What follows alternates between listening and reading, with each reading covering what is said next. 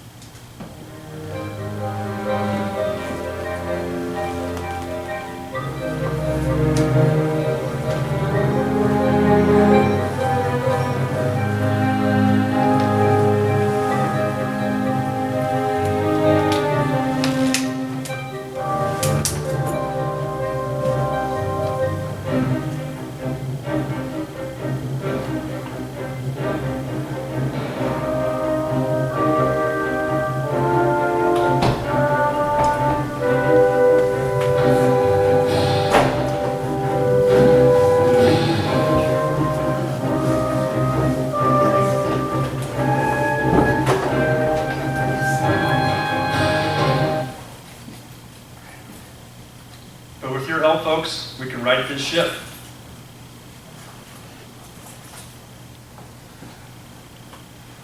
Look around you.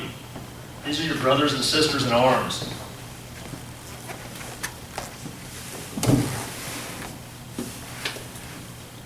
Now let's all stand up, pledge allegiance to each other, our cause, to our grand old flag. Pledge allegiance to the flag of the United States of America and to the republic for which it stands, one nation under God, indivisible, with liberty and justice for all. Thank you very much.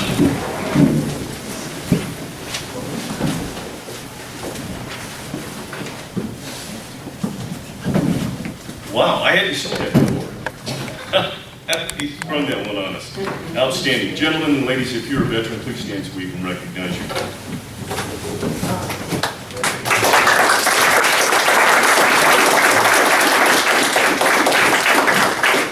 Thank you very much.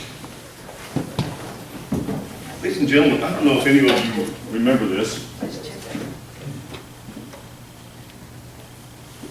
Is that familiar to anyone? Yeah. Where's Lucy? I saw her. Lucy. Lucy Betty won our 50-50 raffle and donated the money back to us. $540.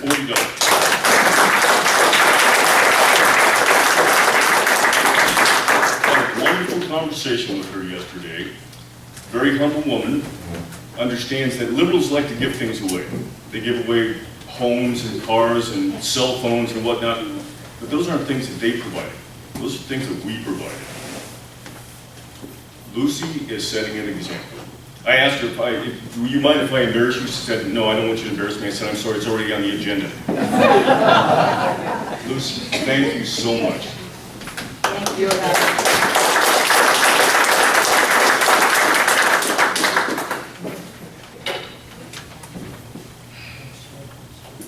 pledge allegiance to the flag, with liberty and justice for all. Two separate strings of words, two separate promises. One by us, you and I, to our country. One by our country to us.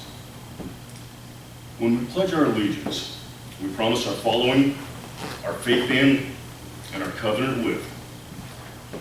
But how many actually in this country today do so? How many come here to reap the benefits of a welfare system that promises free things, or worse, things that aren't free, things that you and I pay for? How many of you are aware that under this president, our government advertises in Mexico on how to come here and apply for benefits? That is a fact, ladies and gentlemen. When our country promises liberty and justice equally, we assume that that means for red, black, white, brown, and everyone. But how many of you, ladies and gentlemen, are aware that under this president, the Attorney General of the United States has publicly stated that he will not prosecute the new Black Panthers for the federal offense of voter intimidation because of stated past discriminations?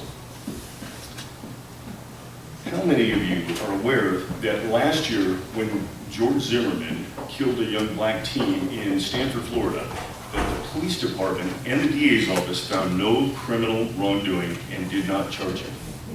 Were you aware of that? Yeah. He was not charged until the Attorney General of the United States, under this president, got involved. And now that he has been acquitted by a duly elected judge and jury of all criminal wrongdoing, they're trying to find out a way to prosecute him a second time in clear violation of double jeopardy and the Fifth Amendment to the Constitution. Ladies and gentlemen, how do we win this battle?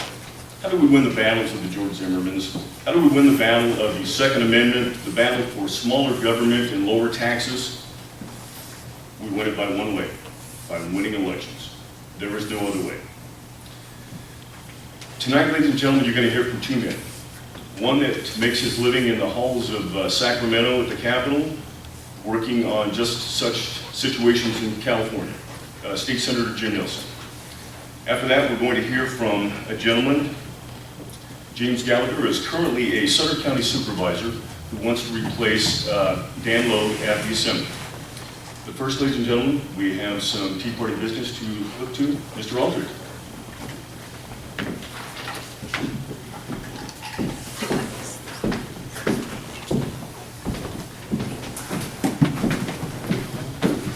Hi guys.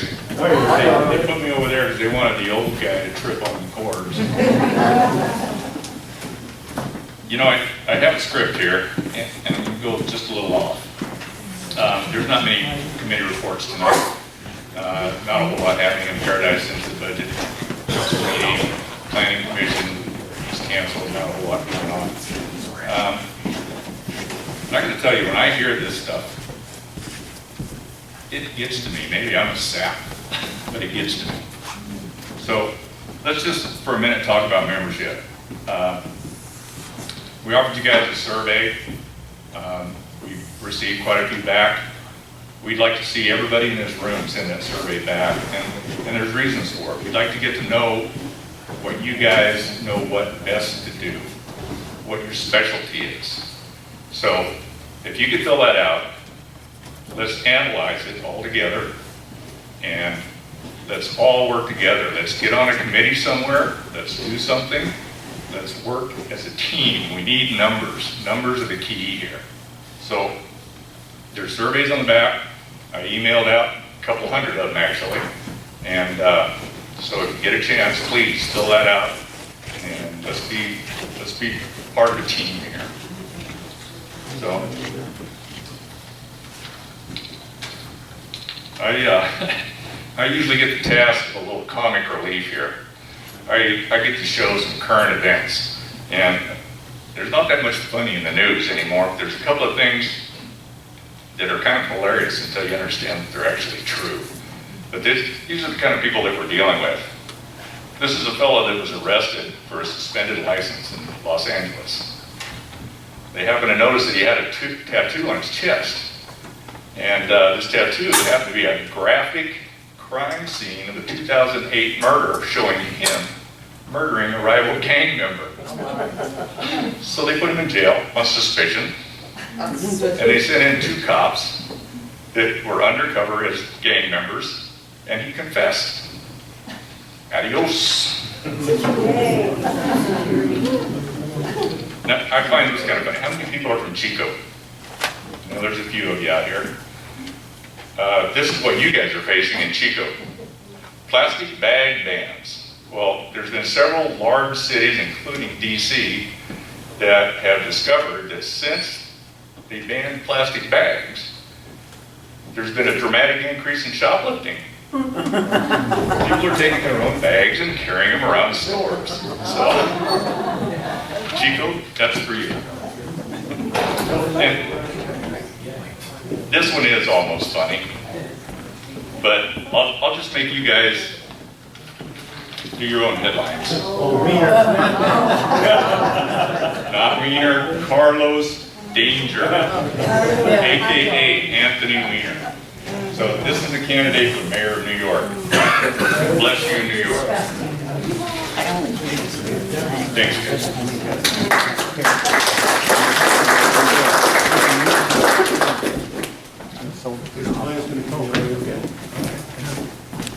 Are you doing the NRA? You're not doing the NRA. I have a question. Yes, is it regarding the NRA? No, it's regarding the committees. Yes. At what point are people going to be able to sign up for a committee after you get all the surveys? As soon as we back? get our surveys back, we'll go through them, and then we'll start figuring out who goes. We don't want to stick you on a committee for advertising if you have a penchant for something else. We want to find out who's good at what, and we'll try to plug you into a position that will work for that. Okay, thanks. Ladies and gentlemen, I failed to introduce a couple of gentlemen. Mike Zuccolillo, where are you, Mike?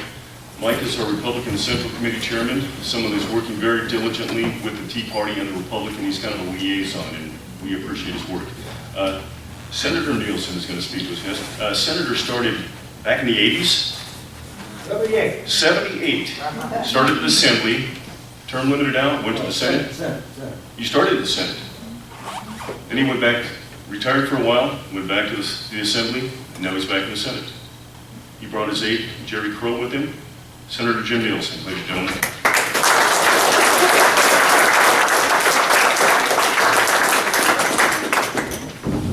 Thank you, Ray. Yeah, I spent those intervening 18 years between the Senate, come back to the Assembly, and now the Senate, raising kids and cattle, and being chairman of the California Board of Prison Terms. Toughest job I'll ever have.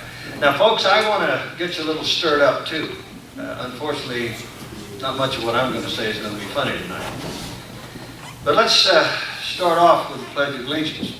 I want to show you what we're dealing with in Sacramento. 2 years ago, the last week of session, you know, the legislature still begins with a prayer. And then does everything that undermines what prayer stands for and votes for that kind of stuff. And I'll talk about some of that. But 2 days in a row, 2 Democratic members of the legislature led the pledge and left the words "under God" out. Purposefully, willfully, wantonly. And I rose in point of order and said, we're not going to get in the habit of that. You did that on purpose to get this legislature in the habit of leaving "under God" out. That will not happen around here. Well, that has stopped. 2 weeks ago, the California legislature, by voting for a memorandum of understanding with the SEIU, State Employees Union. In that memorandum of understanding, that contractual agreement with the state of California, since I read the bills, most don't. But guess what I found in there? In terms of the holidays, Christmas is crossed out. And it says December 25th.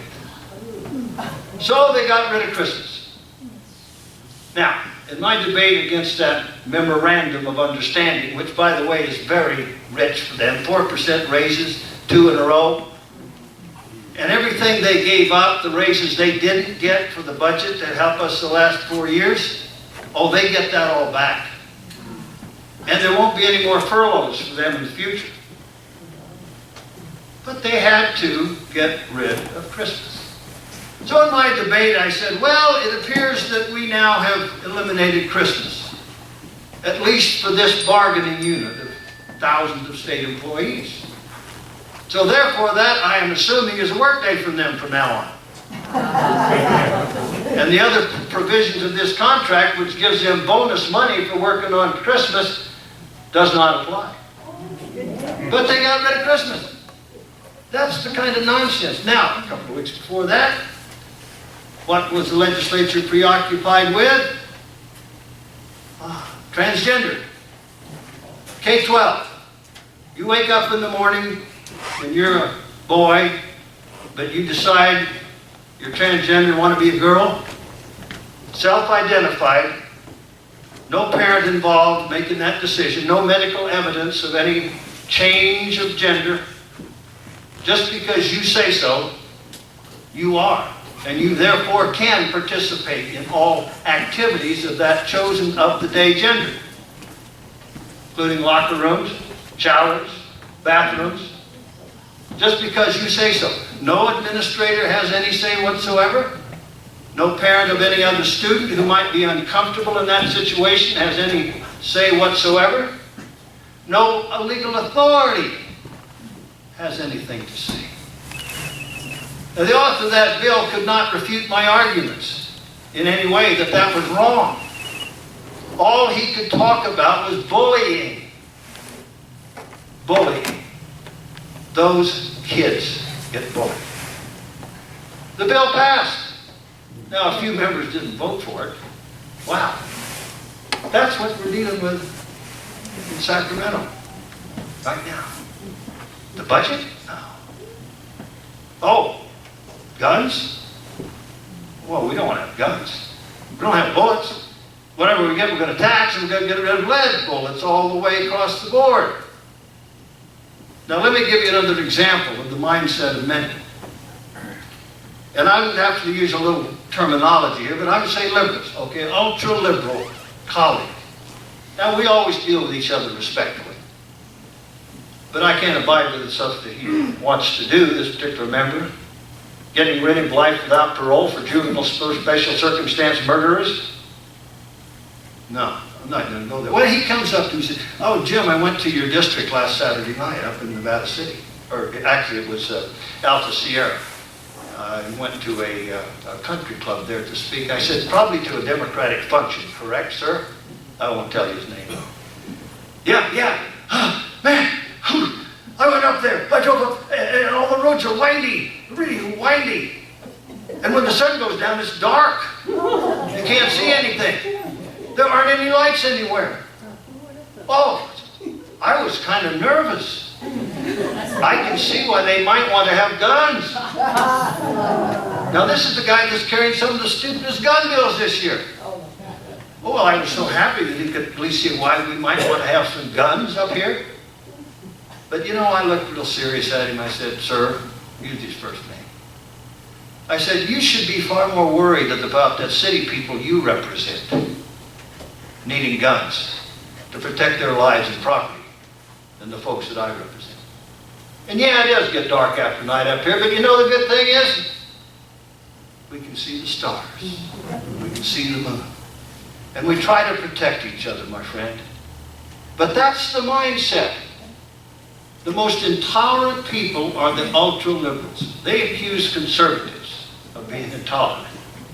I have never seen intolerance and condescension as I have seen in liberals.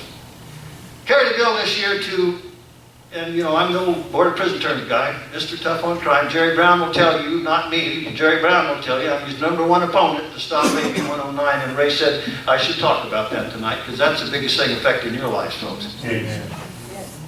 No.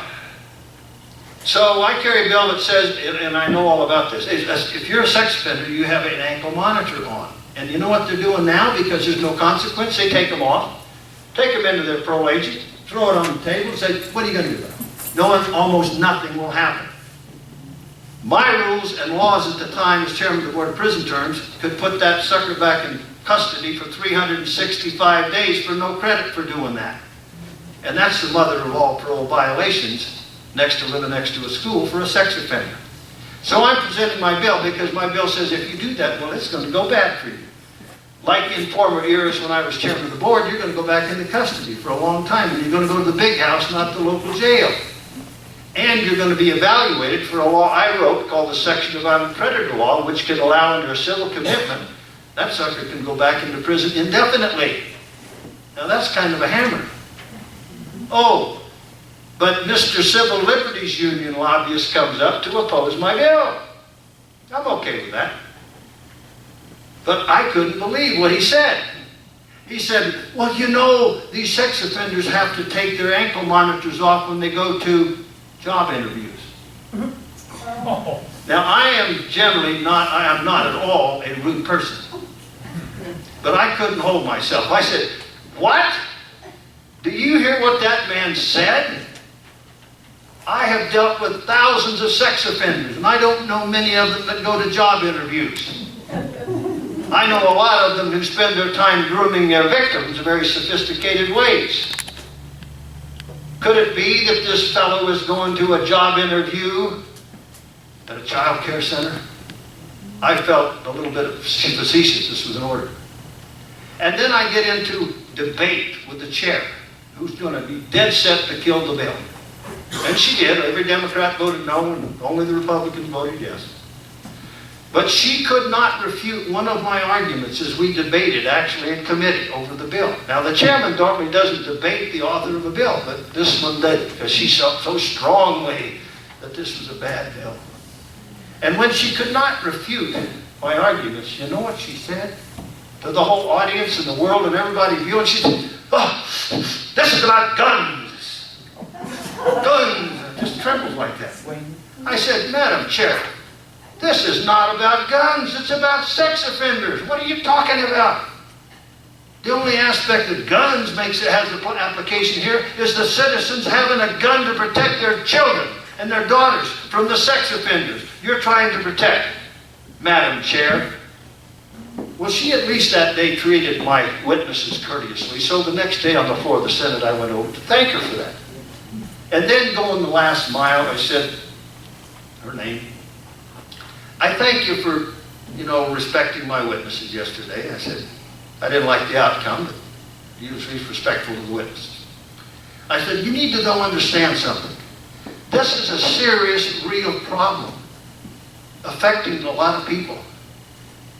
Now, I understand some of your opinions, but couldn't we work together to do something about this?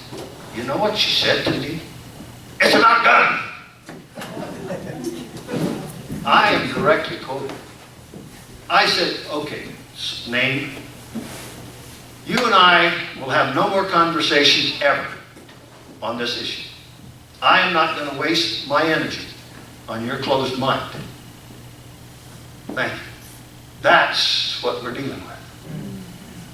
That's why we've got to rise up and do something about it. We have a legend. Yeah, did you have a question? Mr. Nielsen, I know you're a forthright fellow and all that, but what are we going to do about Benghazi? Benghazi. Are we going to let them get away with it? Oh, okay, well, let's kick into Benghazi. If you want to wait to questions. Brian, you could wait. Benghazi is obviously a federal issue, and Congressman LaMalfa will be here next month. That's better. Let the senator finish, then we'll take some questions, but I get the first question.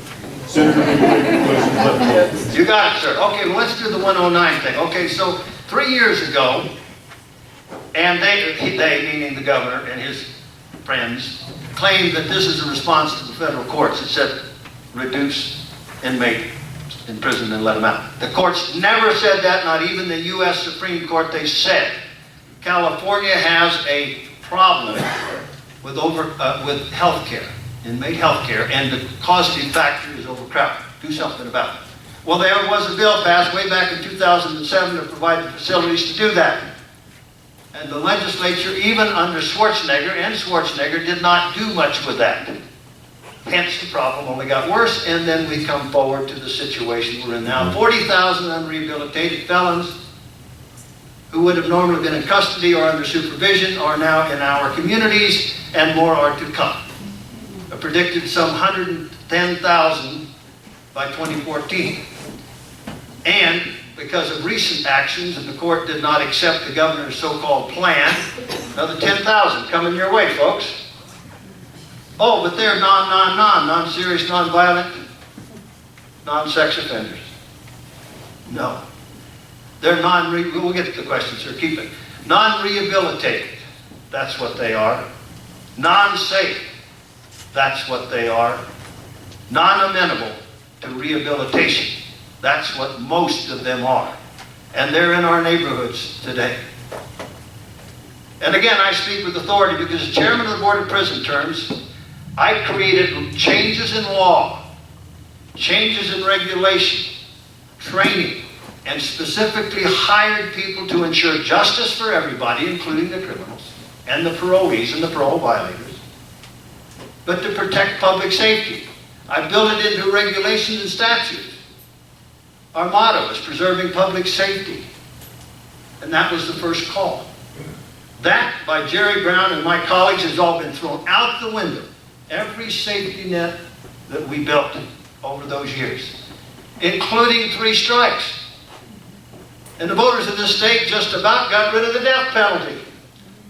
But do you know there were only 5 of us that formed the committee to fight that? Only 5 of us. And you know the only money we had for a couple of police unions? That's all we had to defend the death penalty. Fortunately, we won that one, but we lost 3 strikes. Now, if you're the petty theft dude who did the petty theft to get methamphetamine, which you take and then you go kill your girlfriend, oh, we're not going to go hard on that guy. He just stole a pack of cigarettes. That's what we do. Well, anyway, so this bill passes. I argue against it, of course, and all the follow-up bills that have come to pass. And sadly, everything that I predicted is now happening. Crime's going up. Violent crime is going up. Consequences for continued criminality are gone, and in many cases there are no consequences. The Fresno County Jail, because of overcrowding, takes no parole violators, so nothing happens if you violate parole, even those few who are left on parole. And in Red Bluff, California, not far from here, Marissa Nichols in their grave, 14-year-old girl. Sorry to you pretty hard. 14-year-old girl. Mom left her off to go to Red Bluff High School, 9 o'clock in the morning.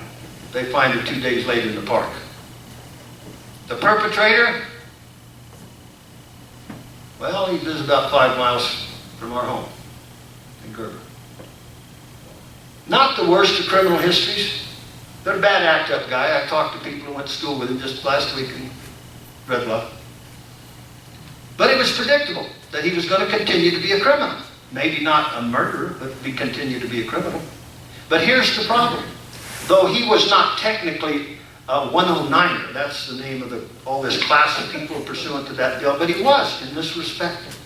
Because of 109 and the Tehama County Jail being overcrowded, they had no room at the end for this local commit, because the state guys that should have been in state prison were in the Tehama County Jail.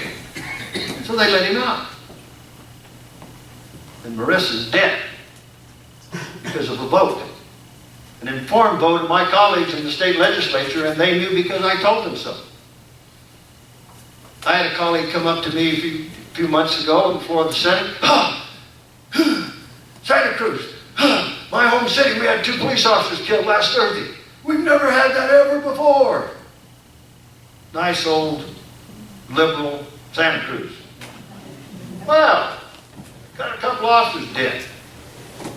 I said, his name, I said, didn't you listen to my debate on 109 before you voted for it? Didn't you listen to what I predicted would happen? And now it has happened in your city. I just looked at him.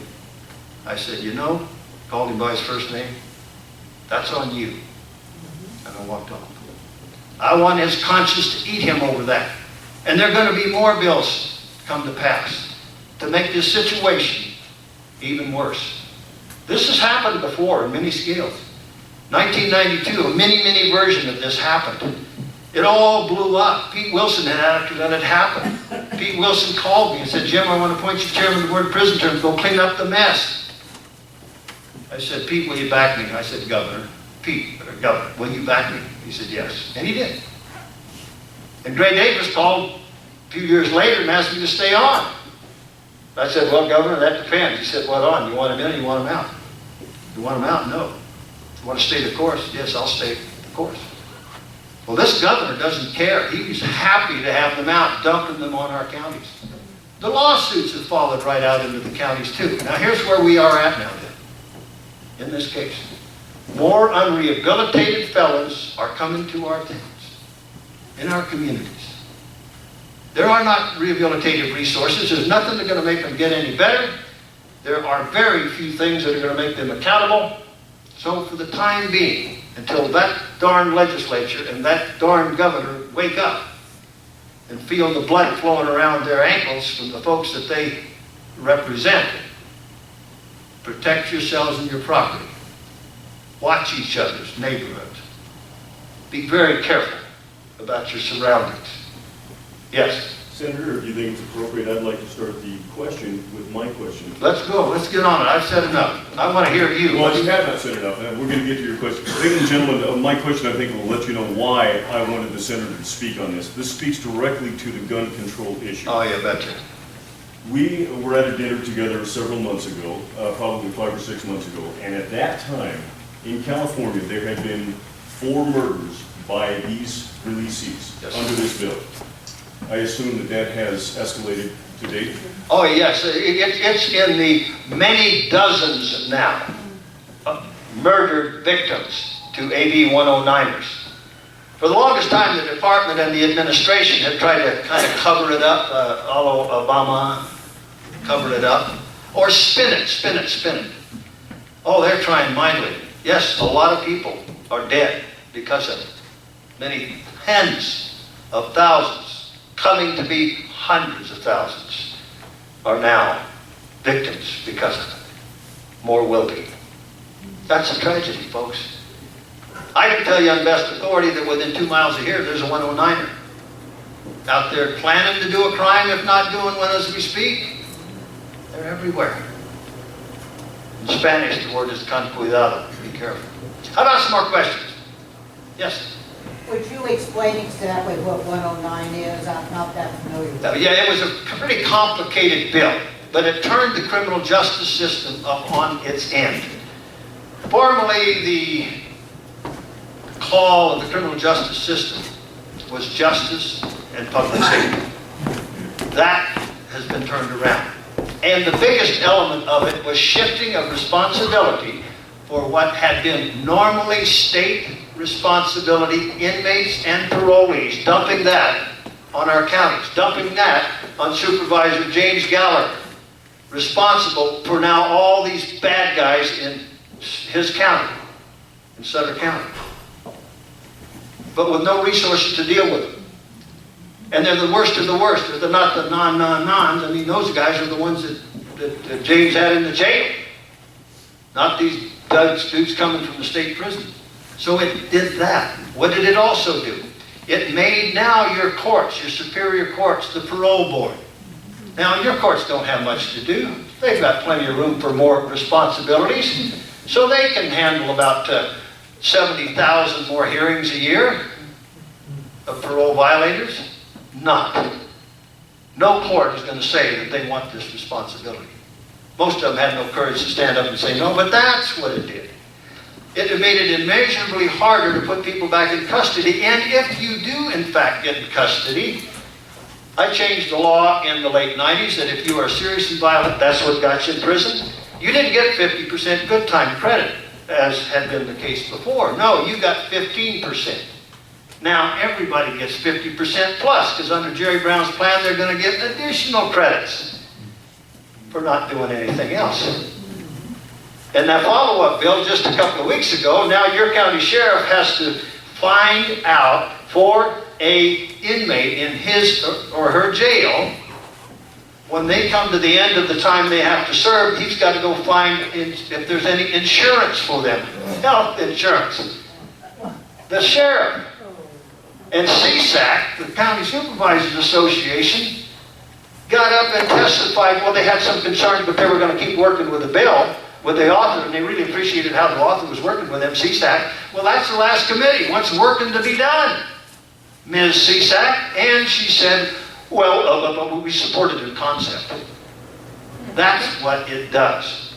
It basically is a dump. I call it the Pontius Pilate. It dumps it all on the counters. That's what it does. How about some other questions down here? We didn't talk enough about guns. We're in real trouble there. Yes, ma'am. I don't understand what purpose it serves the Democrat to act like this or to be doing what they're doing. Well, first of all, they're insensitive to our public safety, okay? They are oblivious. I call them ostriches. They think it's no problem, okay? Now, what is else? They would rather have that money that has been going for incarceration and supervision and keeping these suckers in custody and ensuring justice. Well, they'll spend that on something else. That's why. Okay. Everything in government today is about money. Yes, ma'am. To dovetail with that, they want the vote, is how they're. The what? They want the vote. Well, yeah, that's another provision in this. When these suckers get discharged and they're being... My board was responsible who got discharged from parole, meaning you don't have to be on parole anymore. Okay, we had to make an informed decision. We could say, no, now the burden is on the board to discharge. You will discharge. The gun's at the head of the commissioners to say yes to these guys to be discharged. When they get discharged, guess what? It's a clean slate, folks. They get to vote. Yeah, Democrats are going to have a whole bunch of new felons voting for Democrats. I'm sorry, but that's the truth. That's another thing they did in AB 109. My gosh. Kind of gets you mad, but let's talk about, yeah. There's my great friend, the daughter of my wonderful, wonderful mentor, Senator Ray Johnson. I wanted to ask you about Common Core. We just had a write-up in the Chico paper that it's now in the Chico schools, and I know it's advancing, but what is your take on Common Core in our education system? Well, you know, everything's going to make education better. Common Core will not make it better. It is not designed to make it better. It is designed to have government more in control of K-12 education and getting government between you, us, and our children. That's really what I see as the essence of Common Core. It built on something several years ago called OBE, Outcome-Based Education. That's why all of our boys went to Christian school instead of public school, because OBE was said teachers would be facilitators and the kids would kind of teach themselves. That was really cool, but the essence of it was that we're going to get rid of any grade less than a C. No kid would get less. That's Common Core. It's a bad deal. Now let me rally you real quick on the gun stuff. All these anti-gun bills are passing. Up till this year, we have been able to stop most all of them. But this year, everyone is just flowing right along through the legislature. Jerry Brown will sign some of them. Some of the worst he will sign. I expect the removal of magazines gone. Maybe we'll save the lead bullets. But I'm not even confident of that. Yes, Ray. Senator, do you see the NRA or any of the other gun associations engaging in litigation on these issues? Yes, they are fully engaged. In fact, I spoke last Saturday night on the USS Hornet to the NRA. And you bet, they are geared up. They're hiring more attorneys.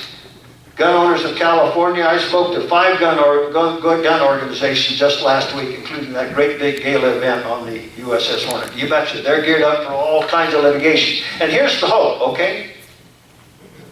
We just won a victory down in the valley. A Senate seat that was Democrat became Republican Tuesday night.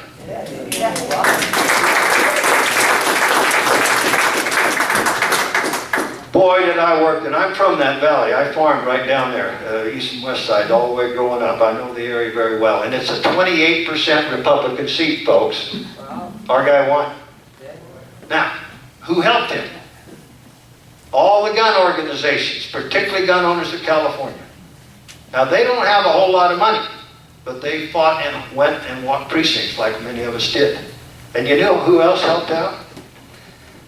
the houndsman. Yep, last year they took away dogs from hunting bears. That was one of the biggest bills in the legislature last year, the hounds bill. Well, those houndsmen came out and fought for Andy Vidak, and he won. Now, what did that accomplish? One more Republican, a little more strength in the Senate, more balance for all of us, and that's not Republican-Democrat. When you have these overwhelming majorities, whoever it is, that's not good government, folks. There's no balance, there's no control, there's no checks and balances. So we picked up one, and those gun organizations helped.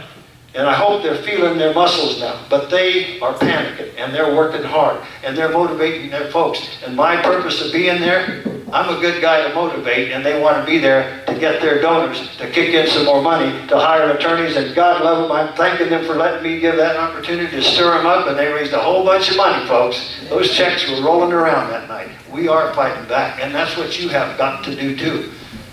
You got to come to Sacramento sometimes. And you know, you don't have to worry about your local legislators up here. You don't have to worry about it.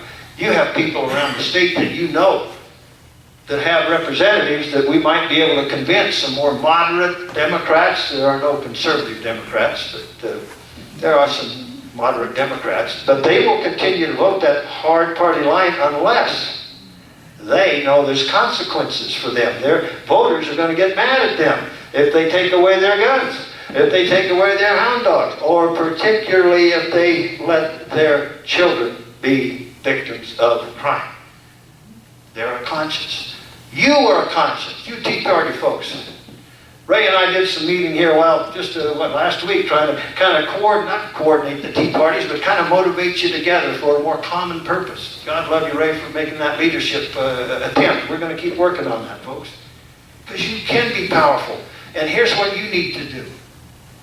My colleagues down there, they think you're a bunch of right-wing nuts. They do. You betcha. Right-wing nuts. They disdain you. Okay? And you know what I tell them? You got it wrong. You are so out of tune. That is mainstream America. That's us. You better wake the heck up. And how do you wake them up? I'm an old farm boy, and I know how to deal with mules. Sometimes you got to go boom. Yeah. And that's what you do at the ballot box, folks. That's how you do it. Get nothing, we don't fight. Let me put it, another quick, you had a question, sir. Let's get that. One more question about the ballot box. It comes to mind that the ballots for the last presidential election weren't completely correct, as we all know. But how can we stop that from happening? Oh, the same thing. It has to be the outrage of the citizens. You know, certain folks are figuring out every way in the world to get more people to vote for one party. Discharging felons and they become voters, right? No ID to vote. Provisional ballots are going crazy. They're bussing people in from Oakland to different districts to vote. And they vote provisional, but they got Democratic registrars, and they don't really care. They don't check. Nobody's got to identify anything. Packing the ballot box, sure. I made a wry observation about there. Andy Vidak won the other night by 6,000 votes. I said, man, that's really great. It's going to be awfully hard for those Democrats to manufacture 6,000 votes. Maybe 1,000 or two, they could come up with those real quick. They're going to have to work a little harder to get almost 100 votes, I said. But yeah, they're packing the ballot box. And let me say something about my friend Gallagher here, folks. You know, Congressman Herger and Senator Ralph and I are solidly behind him. And why? Because we've watched him grow up. We've known his family for many, many years. His grandfather was a supervisor in Sutter County, even when I was first elected to the state senate. A landed family, deep and abiding family values. He has his own young family. Not only a farmer, but he's an attorney. We need more farmer attorneys. We need less other kind of ambulance chaser attorneys. I'll give you the farmer attorneys. He's got solid North State values. That's why we're behind James Gallagher. And it's precarious. But if you have local representatives that work together, as James has, Congressman LaMalfa, myself, Congressman Herger over the years, you're stronger. Even though we're kind of all of the same political persuasion and such, and the general will of the public that we represent is more akin to what we are. But if we're working together instead of against each other or independently, we are more successful representing you, and that's what it's all about. Yeah, and that's what government has forgotten. You know, the preamble has been changed. You didn't know that, did you? Just like taking out Christmas and Pledge of Allegiance unto God. Well, the preamble now reads, "We the government," not "we the people." Read anything you see any day of the week. Listen to the news and the pontificating liberals. It's all "we the government." Everything is the answer is government, and it's the guns. So we have to have government save us from the guns. It's we, the government. And who's the government? The bureaucrats. You know, your elected representatives that are accountable, like myself, the bureaucrats laugh at us. They do rule of law by edict. They put a piece of paper out that becomes force and effect governing your life. And they don't have any legal authority to do it. I know it because I challenge them on it all the time. The fire tax, that was passed in the dark of night. No public input. Me screaming and yelling like a lonely voice in the wind. Passed in the dark of night. And then, because it wasn't high enough for Jerry Brown, and it wasn't applied to enough land and property, he reconstituted the Board of Forestry with his own appointees, and they, by regulation, accorded themselves the authority, not your elected representatives. And you didn't get to vote for all these appointees to that board, did you? No. So, they gave themselves the authority to apply that more broadly, which they are doing, and to raise it, which they will do. Amen. Government. The Tea Party rose up 1776 and sustained for a long time to stop that, folks. That was the tyranny of the king. Well, it's not the tyranny of the king anymore. It's the tyranny of our government. Our government. And we think it's representative, not in the bloody least. We think it is accountable? Hardly. Hence the arrogance of a president who can say, because I say so, it's going to happen. You know, Watergate was kind of bad. But no ambassadors lost their life. None of our soldiers were left high and dry to die. Our guns were not taken away from us with Watergate. And all of our lives were not invaded. It was the Democrats that got their doggone office burgled. Does that compare with millions of us now being vulnerable to our government, gathering data about us? And guess what they're doing now with the Affordable Care Act? Well, first of all, it's going to result in diminished care, more expensive care, and rationed care. Amen. Nobody can argue with me about that. The Democrats don't even try to. It will be more costly too. But guess what? I was just dealing with some clinic folks earlier today, meetings in Chico. Well, I said, are you getting a lot of questions? Yeah, we have to submit all this data. What's that data going to be used for? Ration your care. Identify you. Profile you. Isolate you. Intrude in your lives. If you're a conservative group, IRS is coming your way, folks. You think this is going to slow them down? Yeah, it will a little bit. But only if the legs stand on this issue and this scandal. And that's only going to happen if we are outraged. We have become the timid souls that never know victory nor defeat. Remember Teddy Roosevelt's quote? The apathetic millions who turn their head and busy themselves with their garden, their club, their liberal cause, their whatever. Even the conservatives, a lot of them go to sleep.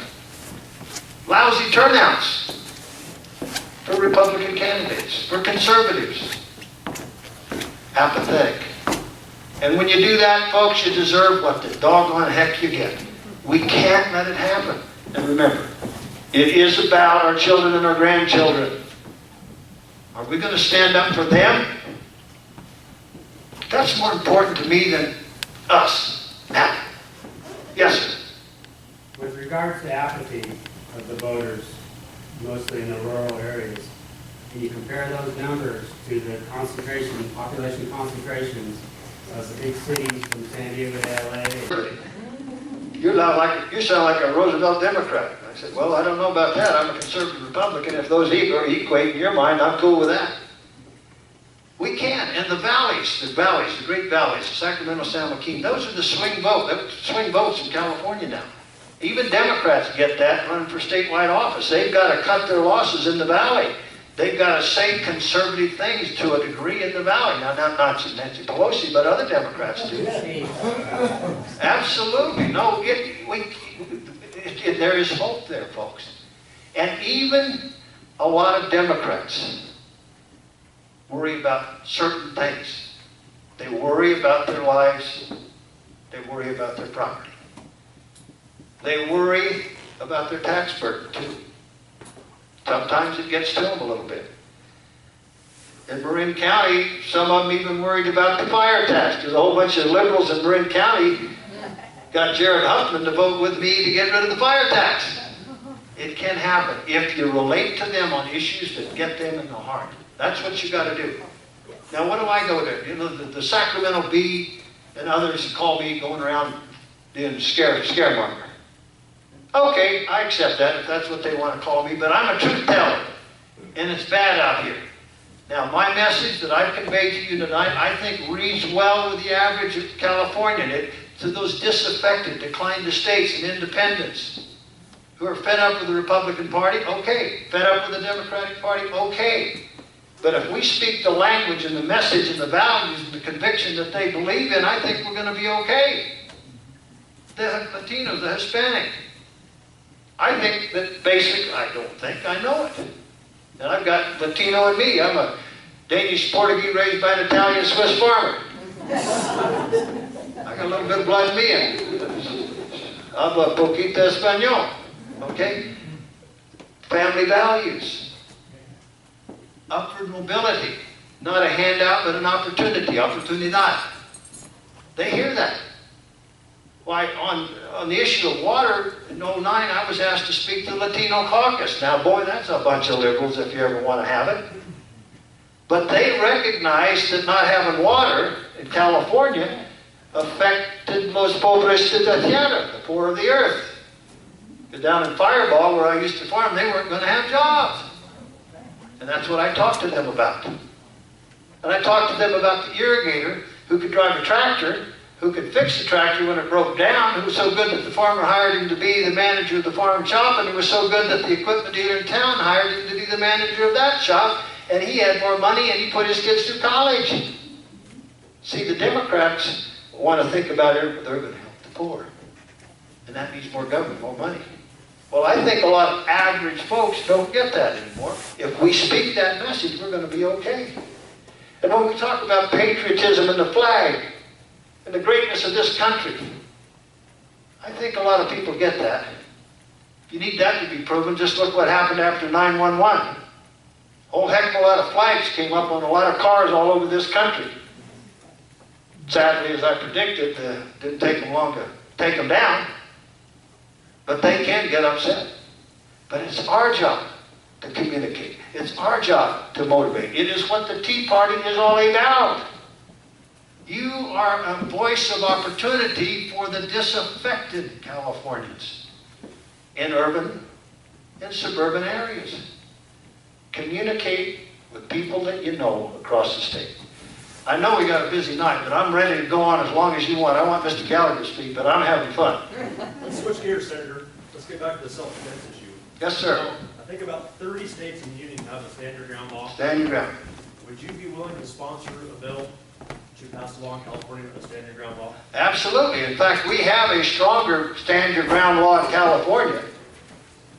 I don't even think we need a stronger one. I think the one we've got is strong enough, and I have read it. I got it out in the car. In fact, Jerry, let's get them a copy of that stand your ground statutory language out of the penal code. It's darn good. We don't even need to change it. I'm happy to do something different in addition to that. Not change it, but in addition to. But it's good. It's good. You have the right to defend yourself, and the burden is not that great. Okay? Today there was a piece on the news about the feds defunding states that have stand-your-ground laws. Oh yeah, sure. They're every lever they can employ to defund states that don't have, to get rid of those stand-your-ground laws. Excuse me. Yeah, absolutely. This Attorney General is absolutely a dictator, an empowered dictator. And you name the area where he's being a dictator. You betcha. We have a good statute here in California. We just have to have it enforced, and that, my folks, my friends, is the problem. Attorney General of the state of California, boy, that is very scary. You think Holder's bad? We got it right here in this state. We've got a good statute. But, you know, what's the burden on now? The law enforcement, for crying out loud. What happens if the officer feels cause to shoot? Okay? Well, who gets in trouble? Bam, administrative leave. Big, long investigation. Look out, officer. God love them. You know, we have given the guns and the rights they don't deserve to the criminals, and we have disarmed and chained and handcuffed our law enforcement and ourselves. Yes, we have a good stand-your-ground law in this state. Senator in the back corner. Yes, yes. Wait, right here. This lady, and then I'll get the man back there. Yes, ma'am. Me? Okay. Redhead. I like redheads. My wife is a redhead. Okay, we're special. Anyway, back to what you were talking about before with sex offenders being released and all that. I think we have a halfway house in Magalia that is for just sex offenders.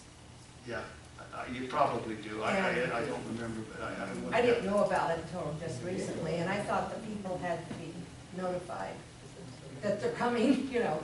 But anyway, is this going to, with all the rest of them being released, will it make it easier to get a carry permit? No. Will it make it easier for you to get a carry? Proximity. Well, I really don't. I can't answer that. Your sheriff would have to. Each sheriff kind of has their own criteria. So you'd have to talk sheriff. I don't know. I don't know what Jerry. I can answer that. Yeah, go ahead. Yes, it's very easy to get a concealed carry in Butte County. I encourage you to go down to the sheriff's office, the administrative office, and start that, and I guarantee you will get issued. And on that note, Under Sheriff Corey Honey will be running for sheriff. Sheriff Smith will not be running. Under Sheriff Corey Honey will be coming back to speak to us, and we will be discussing those exact questions. Okay. That's good news too. You had a man with that red bandana. I dig that. Been working. I gotcha. Back to the polls. I have a Hispanic friend of mine. He is Hispanic. He refers to himself as an American. He grew up here. He's schooled here, educated here, works here. His parents the same way, from right straight from the heart of this country. I ask him every once in a while about different things that that are in the news or something that may relate to him and everything else. And I was asking him about Democrats, Republicans, both of them trying to put in their bit of bait to lure the voters into either voting for an amnesty or this, that, or something else. And he just raises his head back and just belly laughs. He says, and he refers to, sorry to say, the people in Washington, he says they're all idiots. He says those people, they think that they give us enough here that then they're going to get the vote from Hispanics. Or the Republicans here give this, then they're going to get the vote. He says, I'm here to tell you that there is enough Hispanics, Americans here, He says they turn right around and give all these people amnesty, and they say they're not gonna give anybody rights to vote for 10 years, but you know it will happen. Absolutely. He says, as soon as that happens, he says, give us 5 years, we'll have the population to put a Mexican in the White House. Well, that is the design of some. And your friend is right on, okay? Now, that's not the many in the Hispanic community, but that is a few. And they are of that liberal democratic elite that wants to take over, and everything is another voter for the Democrats. And with the entitlement mentality and the me now, me first society and we the government mentality, them's easy pickings. And he's right.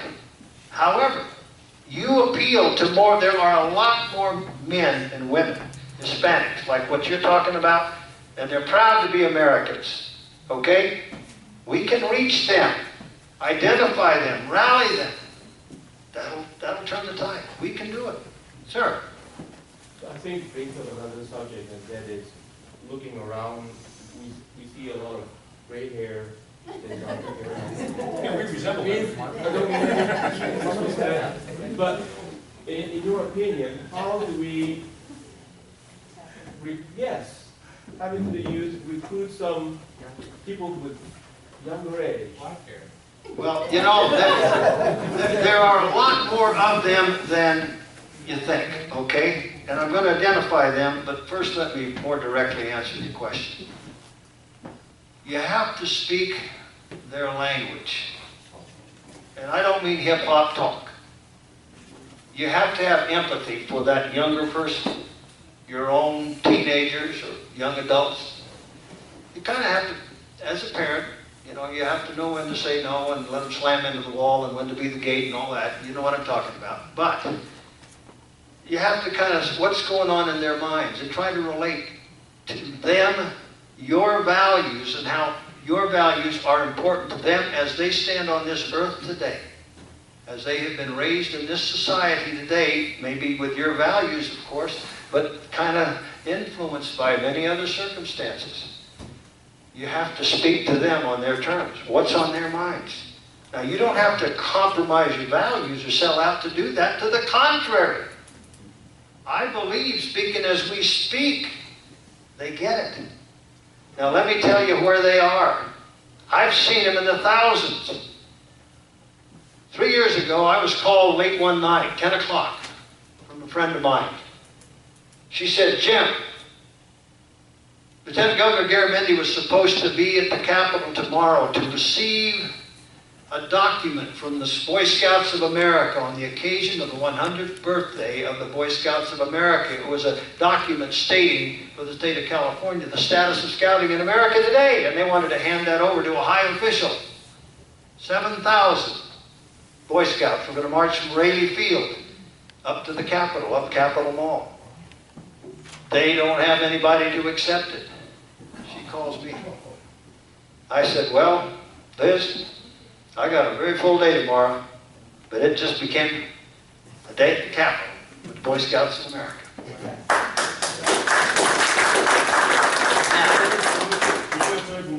Let's do it. Anyway, my point is, as I looked at those 7,000 walking up Capitol Mall with their troop flags, I said, we're going to be okay. 2 years before that, I was inducted into the Future Farmers of America Hall of Fame in Louisville, Kentucky. And when I looked out over that crowd of 25,000 FFA young men and women in their FFA coats, the blue and golds, and last year when I was inducted into the Hall of Fame in California, last November, about 3,000, 7,000 in Fresno. Yeah, they're there. We'll make it. Last question. If you're looking for the young folks, you might look at, you can probably Google Ron Paul Chico.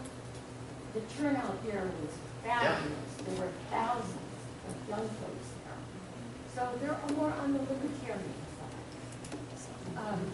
But see, that's the point. There are certain things that libertarians, economics, okay? We speak the language. We can relate to them on that, okay? Certain stuff like maybe abortion, no, we're not going to go there.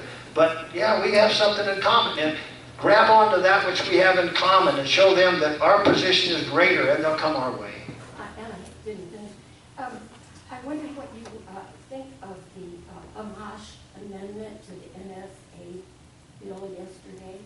didn't even pay attention to it, so I don't know. We'll save that one for the congressman. Okay, listen, I want to thank you profusely for the opportunity to be with you tonight, folks.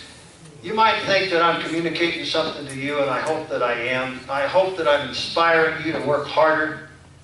But I want to tell you, you're doing far more for me than I'm doing for you if I'm doing anything, because you get me all riled up too. And you show me that there are people who care about what I'm doing in Sacramento, what James will be doing in Sacramento, that you care, that you stand on those principles that we are trying to stand for, and you're passing us the ammo. Keep doing it. We are working together. Thank you.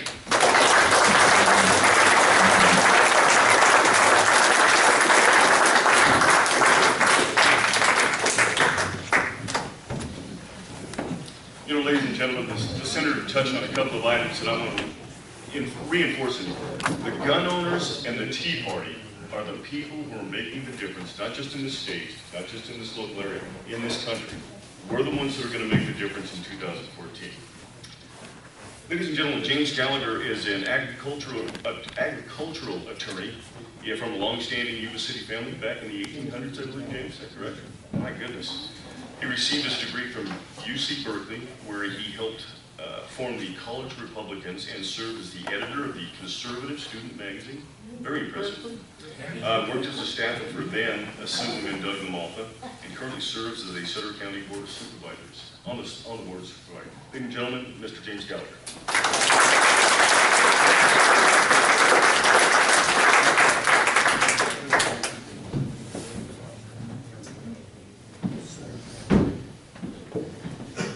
Ray, thank you for having me tonight, and thank all of you for coming out. First off, I just want to say, the Tea Party groups are what's really making the difference in this country. It really is, and the Tea Party that I'm actually active and involved in back in Yuba City and Marysville, that's the only place you can go right now to have real good discussions about the issues, where people are getting educated about what's going on in their country, what's going on at the state level, what's going on at the local level. I've had the opportunity to go and speak to them about issues that we're dealing with in Sutter County, at the county level, issues dealing with the budget, fiscal issues, and how we can make a difference on those big things. So thank you for all that you're doing here. And also, I wanted to just recognize, because I was with you for Lars Larson about last month, and what I've seen you guys do here tonight. Thank you for recognizing God and country, and how you don't just say it. You explain it. You talk about it. You say, what does that mean? What does it mean to pledge allegiance to the flag? Because those principles are what's going to save us. And the more that we can educate the entire country and our next generation about that, the better off we're going to be. So a little bit about me. My name is James Gallagher, and I am going to be running for Assembly District 3, which includes the counties of Yuba, Sutter, Glenn, Colusa, Tehama, and Butte counties. So it's a 6-county region, but it's the heartland of the North State, and I'm happy to run in it. And I am married to my wife, Jana, of 10 years. We have 3 young children, and that's a reason that I'm running for Assembly, is because I look to the next generation, and this great nation, this great state, this golden state is going away.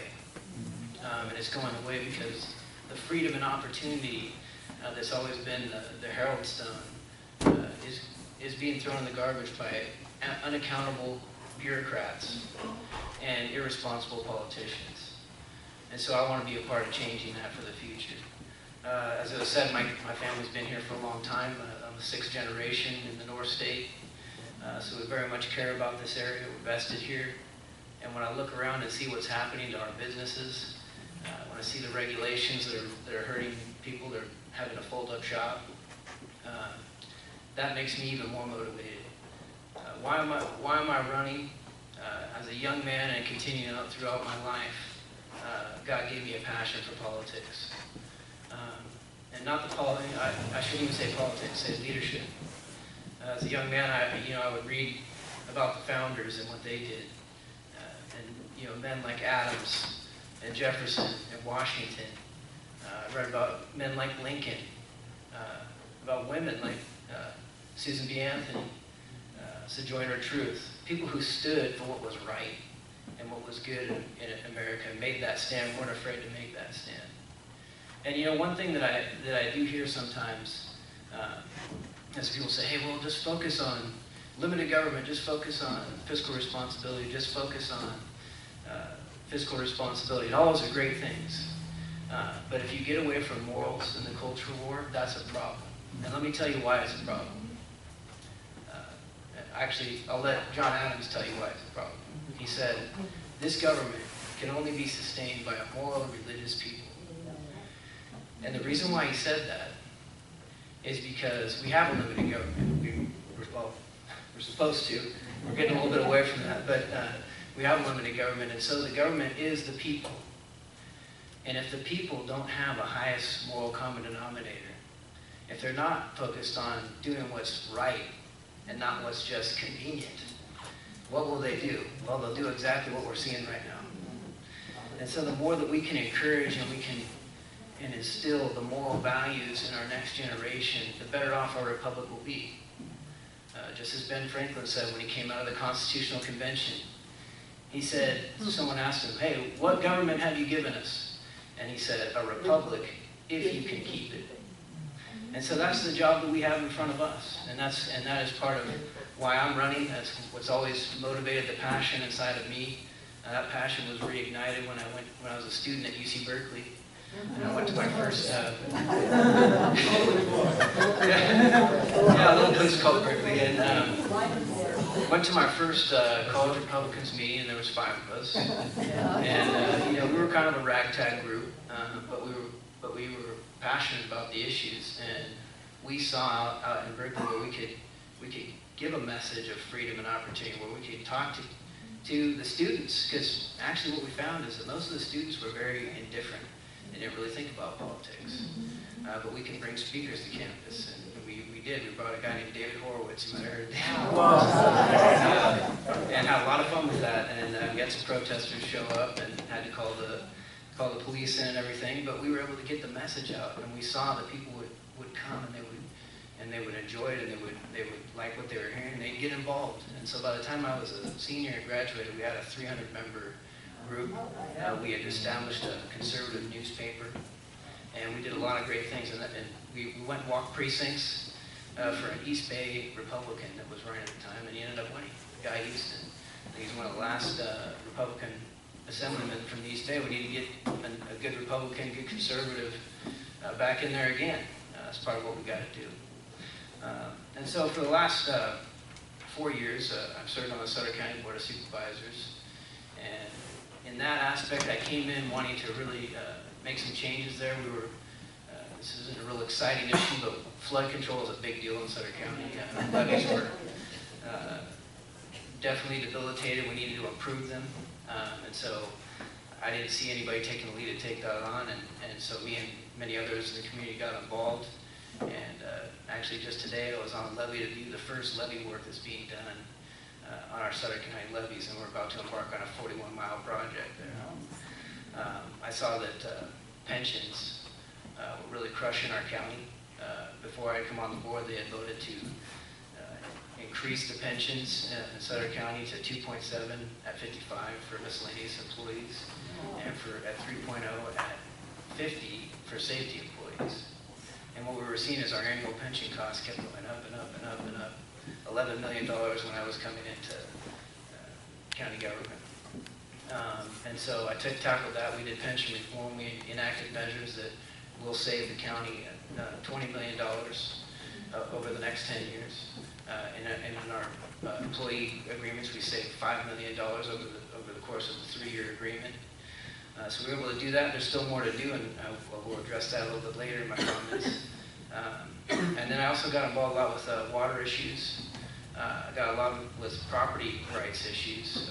I was part of a group that the state decided that they were going to do a plan for flood control. And these bureaucrats in Sacramento had this great idea that, well, we're going to build a new bypass, and we'll just take it right through the middle of Butte County along the Cherokee Canal there. Some of you maybe know the Cherokee Canal. It's in South Butte County. And they said, well, we'll just expand that out, and put all this farmland into the floodplain, take it out, basically take it out of production.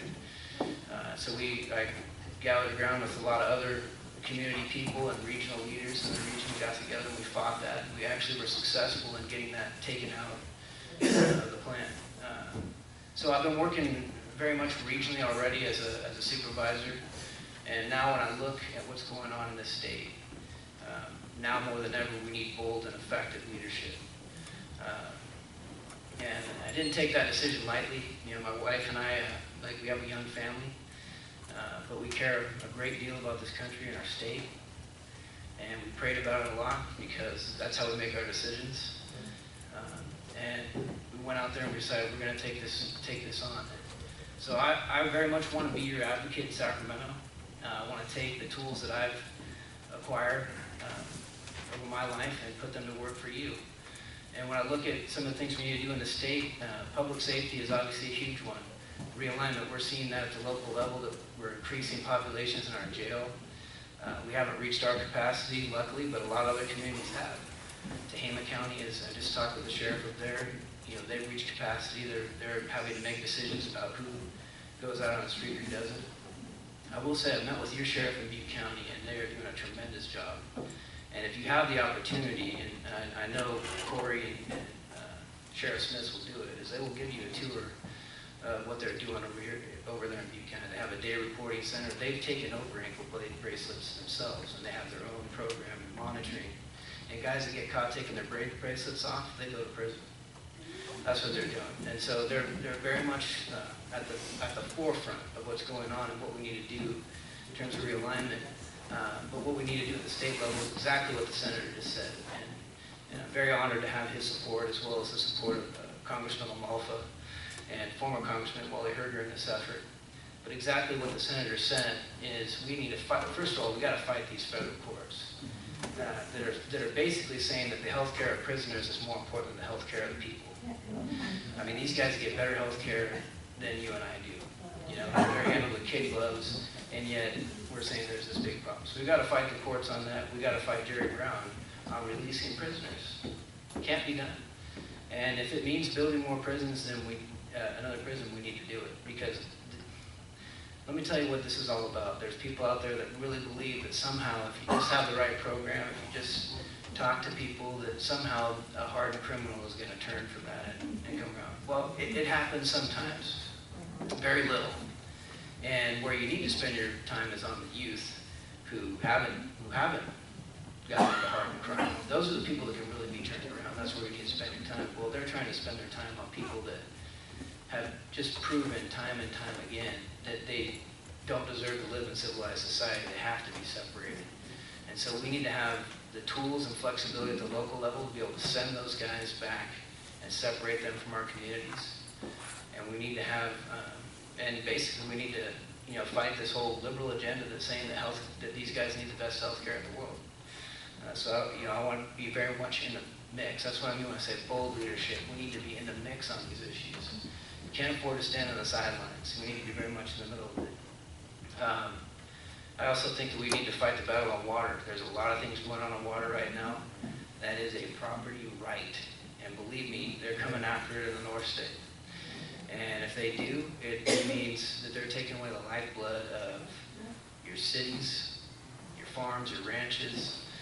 They're going to take that and they're going to send it on down south. And in a lot of cases, they're not even sending it down south for other people. They're sending it out down south for bugs and shrubs and fish and all these other things. So we need to be in there. And the two things that we absolutely need is the constitutional protection of our water rights. Right now, most of your water rights are protected by statute or by a contract. It's not strong enough. It's subject to the whim of a vote. Down in Sacramento, that can't be the case. We have to protect our rights. We need more storage. Absolutely need more storage. We haven't had a storage project since Orville. Okay, so that's been a long time. We need a new one. We need more water in the state. Bureaucracy. One of the things that we have done as a nation and a state is we have delegated away our authority to faceless bureaucrats. There used to be a principle in the law called the anti-delegation doctrine, which said that legislatures could not delegate away their lawmaking authority to someone else or any other entity. We need to bring that back. I mean, that is a very well-developed piece of law that's been completely lost. And we need to bring it back, and that way people couldn't do things like AB 32. You know what AB 32 did? The legislature passed a law and said, we just want you to make sure that you reduce greenhouse gases by, what was it, 2030, and you do it by such and such percent. We're not going to say how that's done, but we'll just give it to these guys called CARB, and they'll decide what needs to be done. And so they've been passing law, not accountable, not subject to your election, and we need to get away from that. So that's what we need to do. I want to work on that as an assemblyman, bold, effective leadership, getting in the mix, making a difference on these issues. There's also a second track, and it's what the senator alluded to. It's we got to win more elections in this state. We absolutely got to win more elections in this state. In the East Bay, we can win elections there. In the Central Valley, we can win elections there. We just did. I actually was a part of a group that went down last Saturday to walk precincts for Andy Bynok.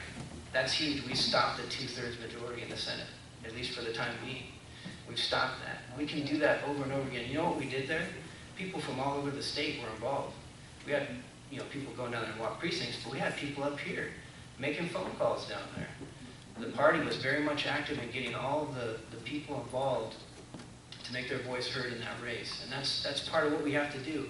We can't be content with just making sure we got a good conservative up here in the North State. Because, chances are we probably will, But if we don't have people that understand our values and our principles in these other parts of the state, we won't be able to do what we need to do. And so that's where we're going to need your help. And I'm a firm believer that it's not about one man or one woman's leadership. It's always about a team. Anything that I've been able to be successful with, whether it was at Berkeley or whether it's been as a supervisor, it's always been about bringing the right people into the game, getting people involved, getting them engaged on the issue, and then we go and we form a plan of attack, and then we execute it. And that's what we got to get a lot better at doing. And I believe we can do that. And I hope to be able to be part of that for you as your assemblyman. I appreciate your support. I did bring some materials about my campaign. I also brought a couple bumper stickers if you'd like to support. But I'd be happy to take any questions and spend some time with you guys tonight. Yes? In the interest of smaller government and as an attorney, what can you tell us about the Office of Administrative Law and citizens petitioning against underground regulations? Do you know anything about that? Or anyone else here, the congressman, any other attorney? I don't know a whole lot about the Office of Administrative Law, so let maybe the senator can speak to that. I'd be happy to talk with you later. I know Okay. a lot about it. Okay, I just want to know if it's worth it. Thank you, Senator. I was there at the boarding of that office, so I'll tell you about it. Okay, thank you. Make sure you catch it all. Will do. Yes, ma'am. Since a large percentage of felons or prisoners are illegals, what is the problem with deporting them? And not building new prison, but deporting the people that have our walls? Yeah, basically a liberal agenda that controls Sacramento and that controls many of these jurisdictions. Now, I know we do deport them. We report these people to INS when we get them in our jails, and we say, yeah, send them across the border. The problem is right now, you have a president and an administration that doesn't really believe in that and is actually not doing its due diligence in deporting people who are here illegally and are committing crimes. That's exactly the kind of people we need to send back, And so we need to fight that fight. We need to continue to be vigilant on it, and we need to make change.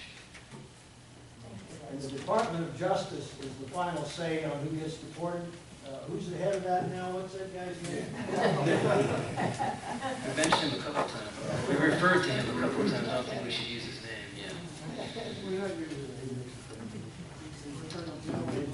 Any more questions? Why can't we make the prisoners more productive? Why can't they be given jobs and things to do instead of this? Like they don't work. It's almost like the area is the thing to do to get put in prison. It's generation after generation. Yeah, except for the lost year of freedom. These guys got it pretty much well made. I think. You get all these meals, you get best health care. It's pretty much ridiculous. I'm glad that is Corey going to come next month? We don't have Corey's schedule just yet. Okay. Well, Core would be a great one to talk to because they actually are doing that in Butte County. With some of these guys, with these 109 guys that are coming back and they're putting them to work. You know, he has a day reporting center where these guys report, but then they're put to work somewhere doing something. You know, and I think a great thing we need to do also is why aren't we putting people on welfare to work? Right? Right now what happens is these people report to their welfare person and they just check to make sure that they've gone to the county one stop, you know, to look into jobs and make sure they're putting out applications. And that's all great. We need to make sure that they, you know, start working towards a job. But how about giving them a job to do? Because especially in these times, you know, and the fiscal realities that we're facing at local levels, you know, we need help keeping up parks. We need help doing all kinds of things. And we should be putting these people to work. And hey, if you're gonna take benefits, do something to give back to this community that's given you so much, right? The unions won't let them. Are getting an incentive to hire these people who are really illegal, the ones that they want to make the interim immigrants. So what makes people think that they will actually do the jobs that nobody else wants to do for very long? If their kids are probably educated on our dime and, you know, they're given the rights of all of us, who's going to do those jobs? Maybe the children should do them. I don't know. I think so. You know, I mean, make those people productive. And, you know, you have to take away the magnet that's drawing people for the wrong reasons. If people are coming here because they want freedom and opportunity and they want to be part of what we have here. You know, I mean, citizenship, you know, the Romans were really the inventors of the idea of citizenship. And it's something that you had to earn, and it was something that was looked to as, you know, I want to be a Roman citizen and I want to work to be one. And you did things to earn your way to citizenship. You know, giving someone citizenship is not even within the concept of what citizenship is supposed to be. It's about learning about the country that you're coming into, becoming a part of it, becoming a part of its culture, its language, all of those things. And we need to reinstitute that in our country.